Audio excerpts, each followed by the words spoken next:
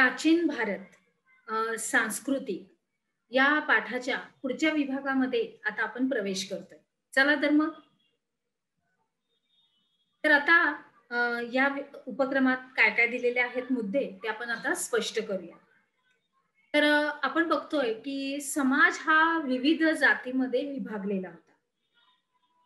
ह्याच्यावरून आपल्याला लक्षात येतंय की आपला हा जो भारत आहे, हा भारत हा विविध जातीमध्ये विभागला गेलेला आहे. आपल्या भारतामध्ये विविध प्रकारच्या जाती आहेत, भाषा आहेत, वेशभूषा आहे, आहार आहे.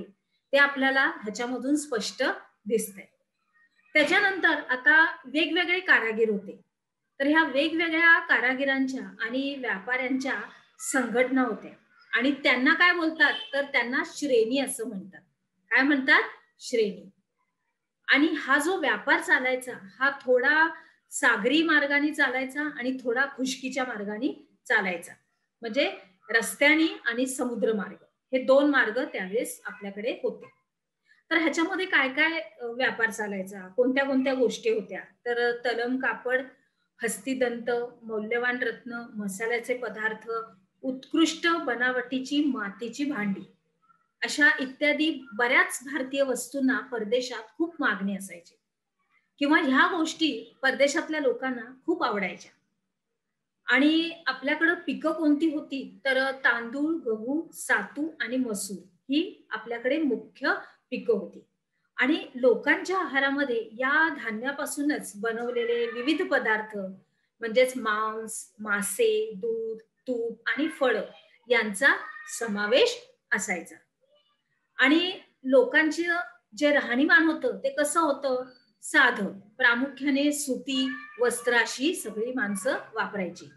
तसंच आपल्या थंडीमध्ये आपल्याला तर माहीतच आहे, रेशीम, लोकरीची वस्त्र सुद्धा आपण वापरतो. त्याच्यानंतर पुढे बघूया, ही सगळी जी वस्त्र असतात, ही म्हणजे काय? तर आजचं धोतर, उपरणं, मुंडासे, साडी या प्रकाराचीच होती. त्याच्यानंतर कुशाण, कुशाणांच्या काळामध्ये म्हणजेच आपल्याला आठवतंय आपण ह्याच्या अगोदरच्याच थोड्याशा उपक्रमामध्ये त्याचा अभ्यास केलाय. तर कुशाणांच्या राज्यामध्ये कोण होता? कनिष्क राजा.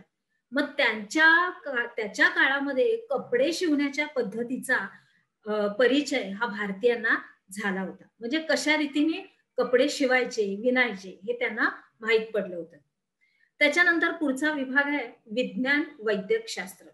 ह्याच्यामध्ये आपण बघितलं तर भारतीय वैद्यकशास्त्राला आयुर्वेद असं म्हटलं जातं. म्हणजे आपल्या भारतामध्ये आयुर्वेदाला खूप महत्त्व दिलं जातं. आता आपण बघतो किती सारे उत्पादनं आहेत, उदाहरणार्थ पतंजलीचे, बरोबर आहे?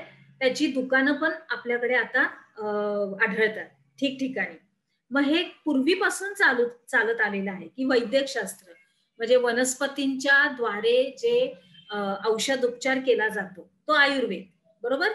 आणि आयुर्वेदाला खूप प्राचीन परंपरा आहे. बघा पुढच्या आपल्या मुद्द्यामध्ये आपल्याला स्पष्ट होतंयच, की आयुर्वेदामध्ये रोगांची लक्षणं, त्याच्यानंतर त्याचं निदान, त्याच्यानंतर त्या रोगावरचा उपचार या सगळ्या गोष्टींचा विचार केला जातो.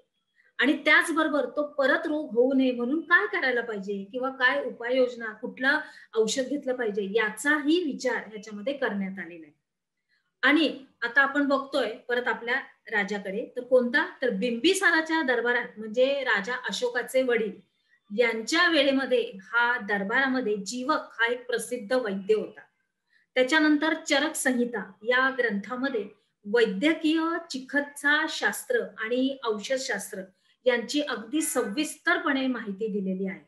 आणि हा ग्रंथ कोणी लिहिलेला आहे? बरोबर, चरक यांनी. म्हणजे जीवक आणि चरक हे आपल्या भारतामधले प्राचीन काळामधले प्रसिद्ध वैद्य होते आयुर्वेदातले, बरोबर आहे?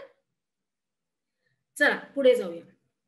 सुश्रुत या शल्य विशारदाने लिहिलेल्या सुश्रुत संहिता या ग्रंथामध्ये विविध रोगांचे निदान आणि त्याच्यावरचे उपाय आणि त्याची माहिती लिहिली गेलेली आहे. सुश्रुत या शल्य विशारदानं लिहिलेल्या सुश्रुत संहिता हा त्यांनी ग्रंथ लिहिलेला आहे. आणि या ग्रंथामध्ये त्यानं विविध रोगांचं निदान आणि त्याच्यावरचे उपाय याची संपूर्णपणे माहिती सविस्तरपणे दिलेली आहे. कोणत्या ग्रंथामध्ये? सुश्रुत संहिता. आणि या ग्रंथाचा विशेष म्हणजे त्यामध्ये विविध कारणांनी होणाऱ्या जखमा, अस्थिभंग, त्यांचे प्रकार आणि त्याच्यावरचे शस्त्रक्रियांचे सुद्धा प्रकार याची सुद्धा चर्चा त्याच्यामध्ये केली गेलेली आहे.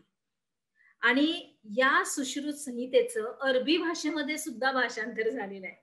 म्हणजे बघा, हे आपल्या भारतामधल्या प्राचीन काळामधल्या एका विद्वानाने म्हणजे वैद्यकशास्त्राने हे संपूर्णपणे शोध लावलेला आहे आणि तो इतका प्रसिद्ध आहे की त्याचं भाषांतर झालेलं आहे अरबी भाषेमध्ये.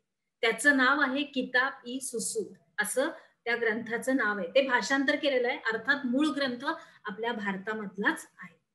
बरोबर. पुढे जाऊया. वाग्भटानं वैद्यकशास्त्रावर अनेक ग्रंथ लिहिले. आता परत अजून एक आपले वैद्यकशास्त्र आहेत. कोण आहेत बघा, त्यांचं नाव आहे वाग्भट. त्यांनी सुद्धा ह्याच्यावरती अनेक ग्रंथ लिहिले. तर त्याच्यामध्ये काय आहे, तर अष्टांग संग्रह आणि अष्टांग हृदय संहिता हे प्रमुख आहे. त्याच्यानंतर सिद्ध नागार्जुन या बौद्ध भिक्खूनं लिहिलेल्या रसरत्नाकर या ग्रंथामध्ये रसायन आणि धातू यांच्या संबंधीची सुद्धा माहिती दिलेली आहे. त्याच्यानंतर पुढे जाऊया. गणित आणि खगोलशास्त्रज्ञ.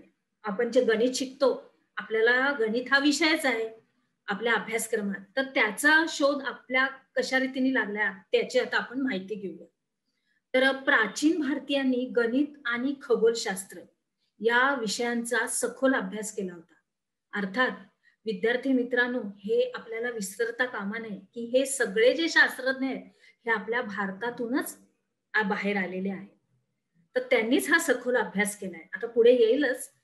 1 ते 9 आणि 0 या संख्यांचा वापर भारतीयांनी प्रथम केला. म्हणजे 0, 1, 2, 3, 4, 5, 6 असे जे अंक वाढत जातात याचा शोध आपल्या भारतामध्येच लागलेला आहे. म्हणजेच एकम, दहम अशा स्थानानुसार अंकाची किंमत ही बदलत जाते, हे प्राचीन भारतीयांना माहित होतं.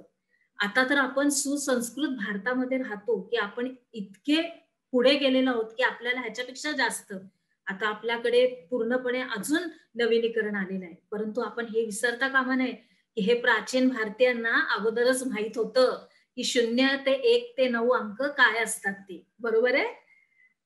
किती आपल्याला ही गौरवास्पद गोष्ट आहे की आपल्या भारतातूनच हे अंक बाहेर पडलेले आहेत गणितामध्ये. बरोबर आहे. त्याच्यानंतर आपला हा शास्त्रज्ञ आर्यभट्ट, ह्या आर्यभट्टाच्या नावाच्या शास्त्रज्ञानं आर्यभट्टीय हा एक ग्रंथ लिहिला होता. तर त्यानं काय केलं बघा, की गणिती क्रियांची अनेक सूत्र केलेली होती. सूत्र असतात ना आपल्या गणितामध्ये, अ वर्ग, ब वर्ग अधिक 3 वर्ग असं जे आपले सूत्र असतात, ही सगळी सूत्र जी आहेत ते आपल्याच भारतामधल्या देशामधल्या आर्यभट्टांनी आपल्याला दिलेली आहे. आर्यभट्ट हा खगोलशास्त्रज्ञही होता. खगोल म्हणजे आकाशामधल्या तारांगण जे असतं त्याच्यामधले संपूर्ण तारे, चंद्र, ग्रह, आपली पृथ्वी, सूर्य ह्यांचा सगळा विस्तृतरित्या अभ्यास. मग ते त्याचं ज्ञान सुद्धा या आर्यभट्टांना होतं. पृथ्वी सूर्याभोवती फिरते हे त्यांनीच सांगितलं आहे. कुणी? आर्यभट्टांनी. त्याच्यानंतर इसवी सनाच्या 6व्या शतकामध्ये होऊन गेलेला वराह मिहर याने पंचसिद्धांतिका नावाचा ग्रंथ लिहिला होता.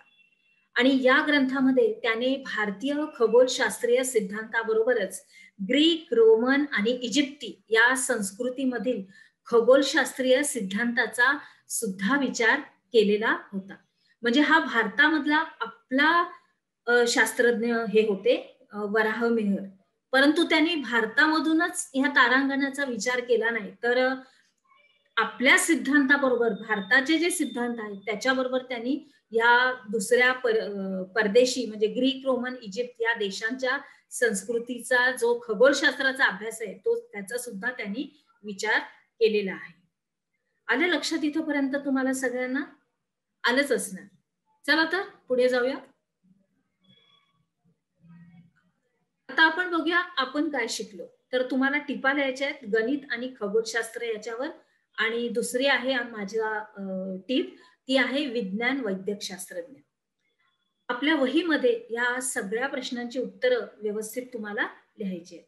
चला तर मग आता आपण आपल्या पुढच्या आपल्या उपक्रमामध्ये जाऊया. अजून काय-काय आपल्या उपग्रहांची माहिती आहे, अजून काय-काय आहे ते आपण बघायला. चला.